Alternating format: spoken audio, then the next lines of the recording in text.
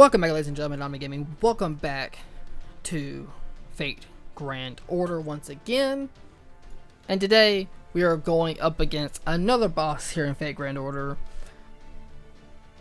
called the Beast of Taming. And basically what beasts are, they're world-ending creatures of desires and all that culmination of wickedness in one place type of thing. So it's a big deal. It's going to be a hard boss. It's going to be rough. This is the squad we're bringing. We're bringing my waiver up front here as a support. Guess he's going to give us additional attack on his third skill, defense and damage cut on his second skill, and a critical buff for the DPS servant on his first skill. He has the Jeweled Bride Craft Essence, which is going to give him guts for one time should he die. Revive him with the 1 HP, and he's going to get additional damage cut of 400 on himself to keep him alive, hopefully. Also, additionally, this boss does deal bonus damage against all servants in the game. The only people who have resistance to the damage are the Tamamos. So Tamamai right here.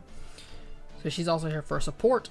She has the Prisma Cosmos C, which is going to give her 10 MP percentile every turn. So that's going to help charge up her MP so she can use it every single turn, hopefully, or use it once she gets on a roll and starts getting it going. We can hopefully power through some MPs for healing and more additional support. She's going to give us an MP decrease of the opponent on our first skill and give us an additional MP damage for 3 turns for our team. She's going to give herself an additional damage buff or defense buff for herself. She's gonna give one party member an additional arts buff and a heal on that as well. And her MP is gonna reduce all of our skill cooldowns by 1 and give us more HP heals and increase our MP gauge for the team.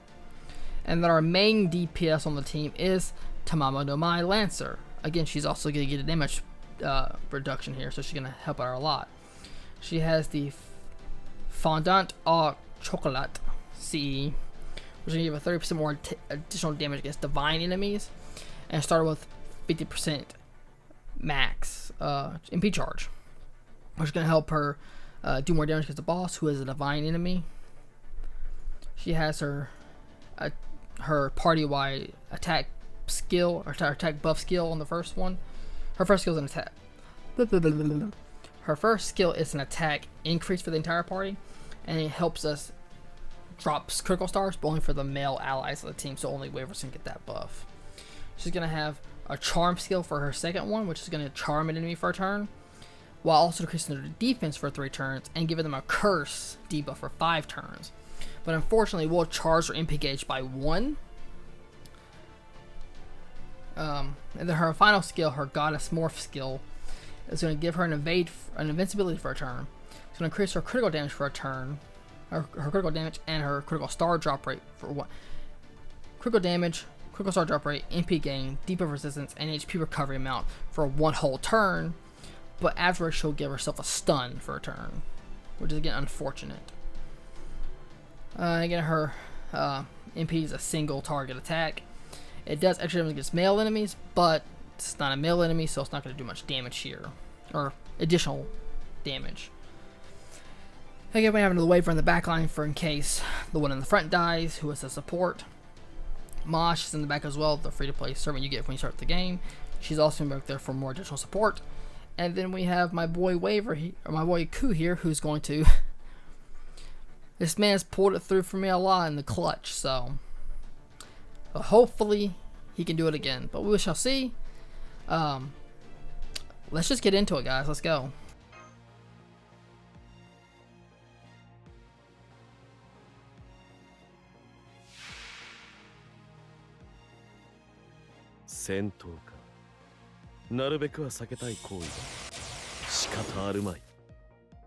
Okay, so on the very first turn before the battle even really begins, she has, first off, she's gonna have 4 health bars, 3 bright bars, that's that teal, blue, and purple bars under her, or diamonds under her health bar. She also is going to give herself a couple buffs. One of them being an attack advantage against all servants, like I said before, and a defensive disadvantage against all demonic beast type enemies, which are all the Tamamo, so the two up front here. She's also going to give herself resistances against all no phantasm attacks and critical attacks for 3 whole turns.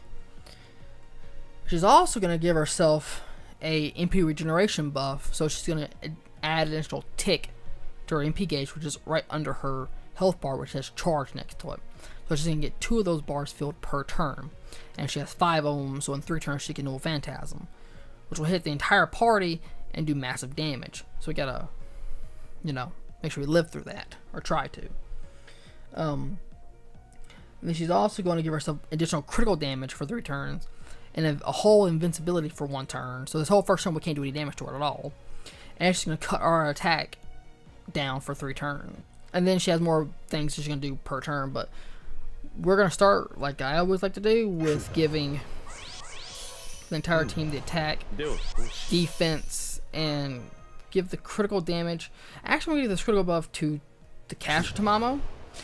This way we can just kind of fastly supercharge our MP, since we can't do any damage to the boss with MPs for the first 3 turns. And I would rather charge the caster Tamamo to get that support MP up and rolling. And we're also going to cast her defensive buff for herself, so she can really be a tank for this fight. And we're just going to give ourselves an additional attack buff and give away some critical star drop rate chance. So we're going to start with... It really doesn't matter what we do, because we can't do anything this first turn, damage-wise. She's just going to power through all of it.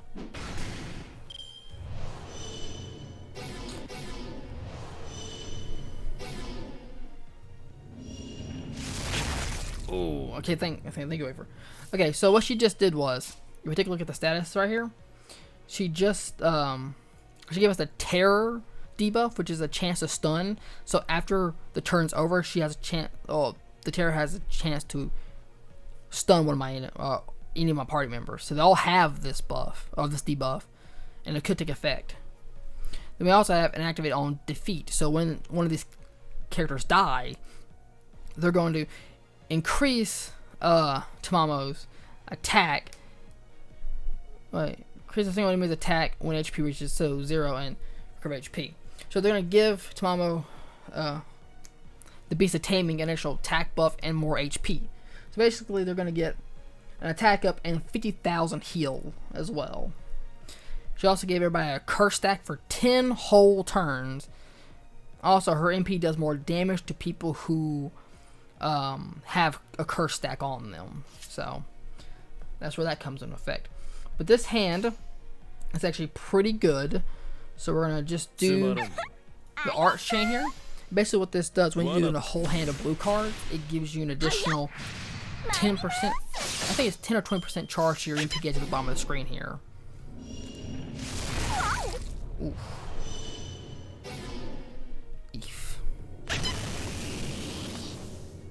Okay, so we're going to try to go for Tamamo Lancer's charm skill here, because regardless of what happens, next turn she's going to MP anyways, because she's going to feel that last little tick right there and just hit us with an overall big attack. So the demerit on this by charging that last tick to full doesn't really matter. And we did get the charm off, so she's not moving at all next turn, which is perfect for me.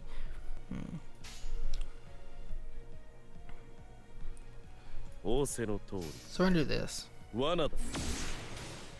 Okay. I don't like that, but that's fine. That's not ideal, but it's fine. She has her MP up right now, but she's not gonna be able to kill us with it. So what I want to do is I want to just go ahead and what I would love to do is I'm going to do this. I'm going to go ahead and heal Tall Lancer. I'm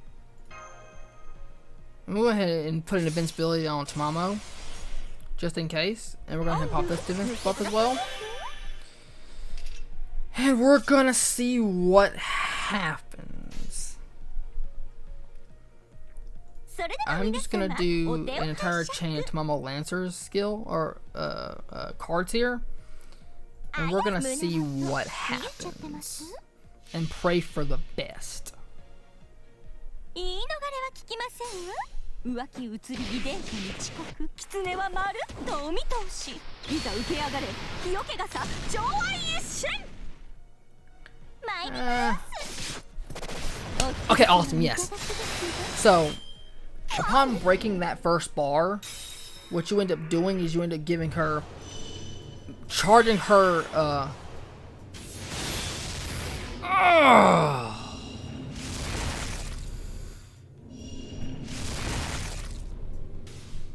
ouchie zowie.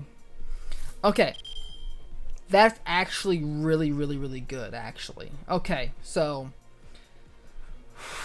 that actually works really well. So, upon breaking that first MP bar, what happens is it charges her MP gauge to max, which didn't really matter because her MP gauge was already at max as it is. She gives herself 3 more turns of big critical damage up, which also decreases her defense and her critical star generation rate for 3 whole turns. So this is the major turn to really just kind of wail on her.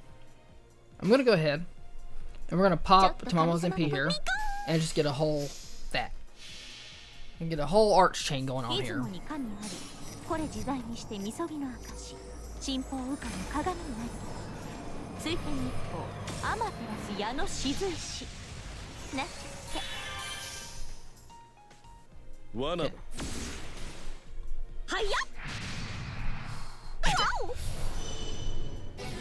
Okay.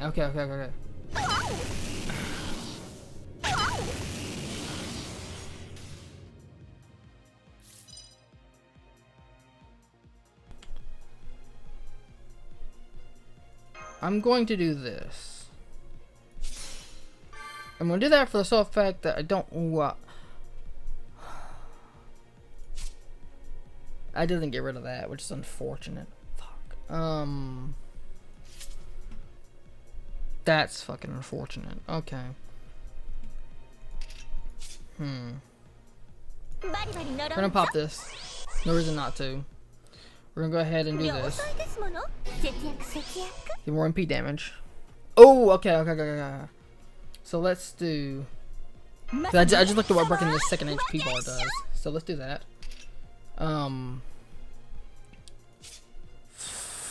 Part of me wants to do this, which is going to reduce skill cooldown by 2 for waiver here, but I don't want to waste the damage of it. So what I'm going to do... Ooh, it is so tempting. It is so tempting just to go entire Tamamo chain. Let's see. Cause I did 160,000 before, and I had an attack down for that, I think. Now an attack. I'm gonna risk it for the biscuit. I'm gonna do this. Cause I probably just wasted my debuff removal on waiver. If this kills. I'm taking a huge ass risk here, but let's see what happens.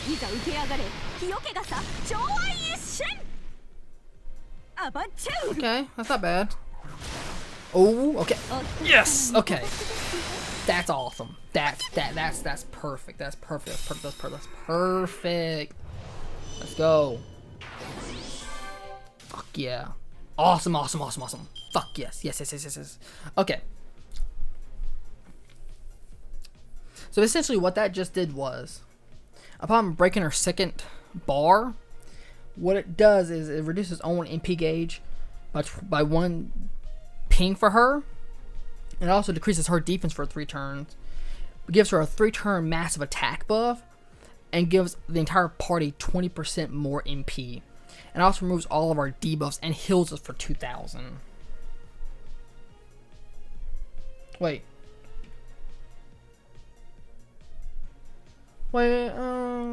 yeah, that's what that does. Okay, so I am gonna do this now. I am gonna do that now because I won't take these attack buffs in.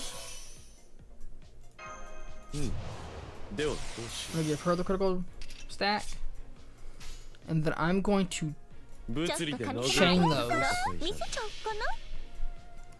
I'm hoping for a defense down and a stun off of Weaver's MP here. Charge loss stun and curve and yeah, all the stuff on that one. Okay, cool. Fantastic. And then we'll get the skill cooldown off of Tamamo's MP.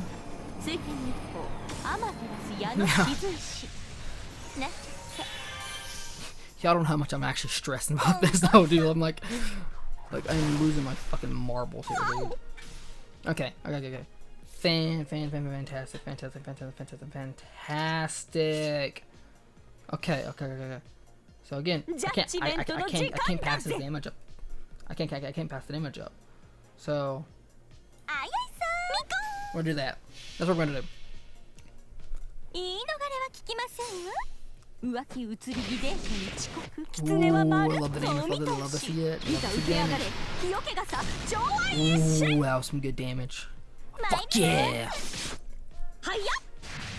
Okay.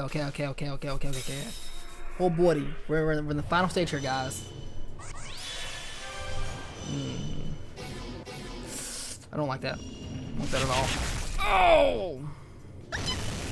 Damn it, Waver. Fuck. God dang it, Waver. The heal didn't matter too much because she was already healed. There's no way I could have stopped that though, unfortunately. Okay, so what she just did was, when that final break bar goes away, she gets herself 3 turns of attack buff, 3 turns of damage up, increases her MP gauge by 1, health reduction of 5,000 HP for 5 turns, and a gut, which revives her for 150,000 HP.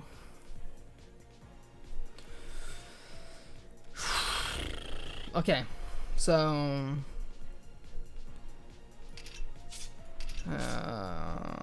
okay. So I'm gonna do this again. Yeah, we're just gonna keep doing this. I can't get the crit on Tamamo, so we're gonna just finish off Tamamo Casher's MP. Who don't want to heal? Who want to give more? Fuck it. Yeah, we're gonna heal her up to full, and just basically kind of give her arts attacks more bang for their buck, really. And we're just gonna do a whole chain of Tamamo, because if we can get multiple of these off, we'd be in business here. I'm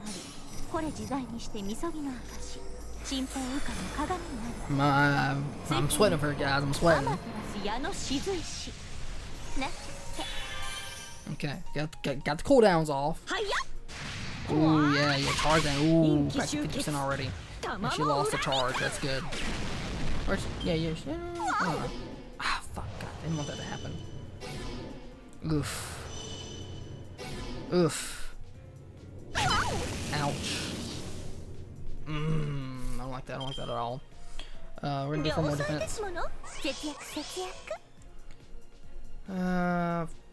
Fuck. Oh my god, this hand is so shit.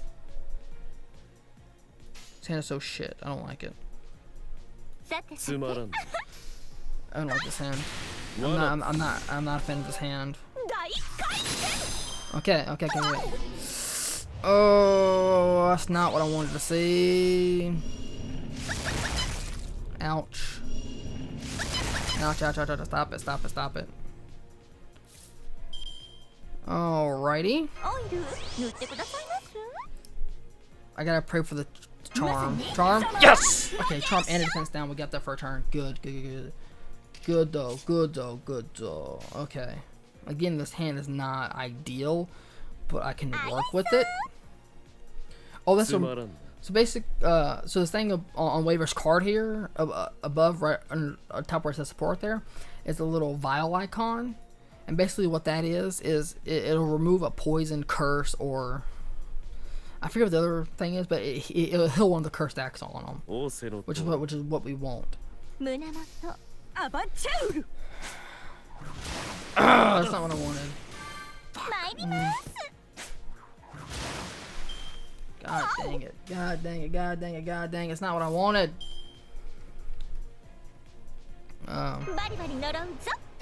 Okay, good. We got that at least. We got that at least. That's good. I'm gonna do this. Get the heals. Get the charge down.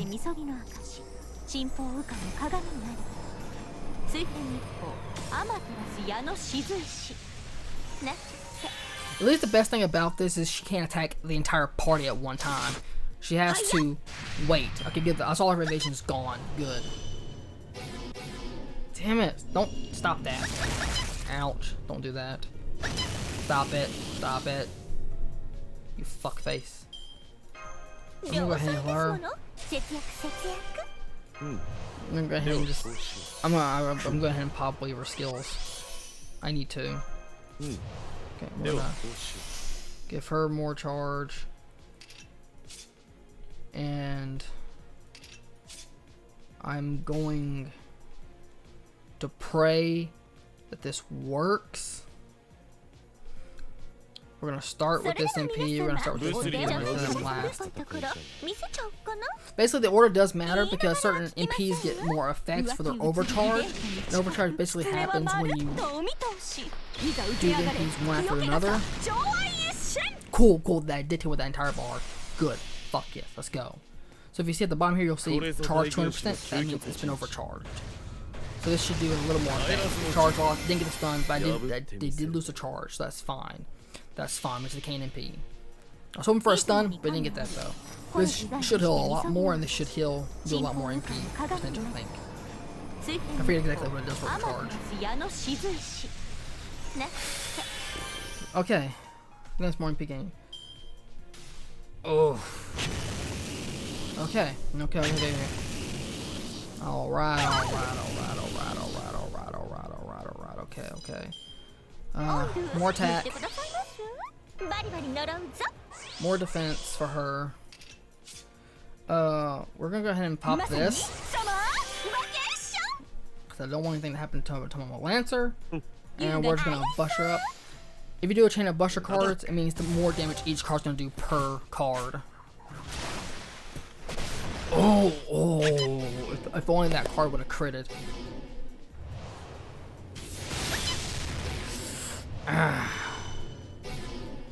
Ouch. Okay, that didn't do shit. Okay, good. Good. I can't do anything this turn though, because all my characters are stunned. But that is fine. That's fine. That's actually fine.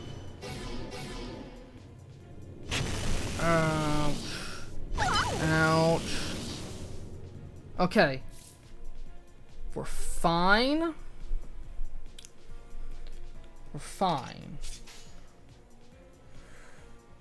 Ooh, okay, do I take the risk though?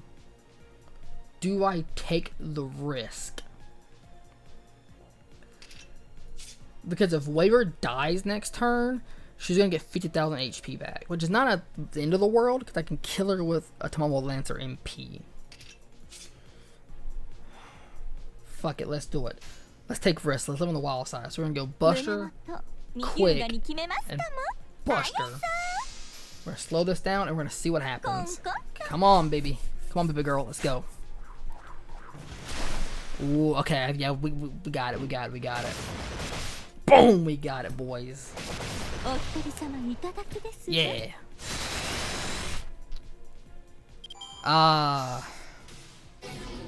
Ooh. And that's it, ladies and gentlemen. That's Beast of Taming defeated. I feel really good about myself for that fight. That fight felt really good. I was trying to... I really do hope y'all like this kind of video where I talk more about the game and try to kind of go over my thought process of why I'm doing certain things and kind of informing you how the game actually works a little bit. But ladies and gentlemen, that is all. That is it. This was actual fun boss fight. This boss had a lot of mechanics to it and a lot of shit going into it. On paper, if you were to look at all the shit this boss does on paper, it looked like a pain in the ass fight. But once you understand the mechanics of it and kind of can build a team around it, it's a lot more easy. It's really rewarding when you can come up with a cool team to fight this boss. There's many people better than I who can do this with one servant and be fine. That's not me. I prefer utilizing the whole 6 slots that I have here and using it tactically. You'll only see 5 on the screen right now because, again, there's a support servant from my friends list. That's the 6, so that's not actually included in this end screen here. But all in all, this was a really rewarding boss fight. There's a few more boss fights in this story chapter, and I'm gonna bring those to you as well, hopefully. Alright, guys. I had fun making this video. Hope you had fun enjoying and watching, kind of staying with me in my thought process a little bit on this. But then, yeah, guys, if you like the video, if you like the content we're putting out, please remember to subscribe, hit the like button, hit the bell for notifications. Leave me a comment what you thought of the video, any suggestions, any tips, anything you might want to see in the future. Please leave them down below. I'll read them. Just let me know what you want to see. I plan to bring you more Fate Grand Order content, whether it be boss battles, challenge quests, or whatever in the future. Because I love playing this game. I enjoy digesting and making teams for this game. So, I hope y'all enjoy me on the ride. And once again, guys, I love y'all. I thank you for all that you do to watch. And remember, just keep watching, keep enjoying, keep riding with us. Eventually, we will hit it big. But until then, ladies and gentlemen, I'll see y'all in the next video. Sayonara. Beef bowl, beef bowl, beef bowl, beef bowl.